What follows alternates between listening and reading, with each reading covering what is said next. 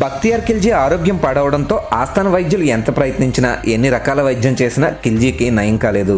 సన్నిహితుల సలహాతో నలంద విశ్వవిద్యాలయం నుండి రాహుల్ శ్రీభద్రను ఆహ్వానించి ఆయనని అవమానించాలని, ఎటువంటి మందులు వాడకుండా తనకి నయం చేయాలి అని ఖిల్జీ షరతు విధించాడు. ఖిల్జీ షరతుకు అంగీకరించిన రాహుల్ శ్రీభద్ర తెలివిగా మందును ఖురాన్లో పెట్టి రోజు కొన్ని పేజీలు చదివితే నయమవుతుందని చెప్పి ఖురాన్ను ఖిల్జీకి ఇచ్చాడు. ఆశ్చర్యంగా ఖిల్జీకి నయం కావడంతో ఆస్థానంలోని వైద్యుల కంటే ఓ భారతీయ ఉపాధ్యాయుడికి ఎక్కువ జ్ఞానం ఉండడాన్ని ఖిల్జీ తట్టుకోలేకపోయాడు.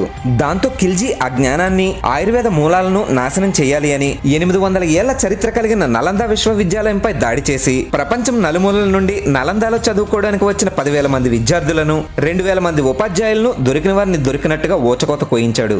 నలందాలో ఉన్న 90 లక్షలకు పైగా గ్రంథాలకు నిప్పంటించడంతో అవి సుమారు 4-5 నెలల పాటు కాలుతూనే ఉన్నాయి. ఆ గ్రంథాలన్నీ ఇప్పటికీ ఉండి ఉంటే మన దేశం అన్ని రంగాల్లోనూ ఎంతో అభివృద్ధి చెంది ఉండేది.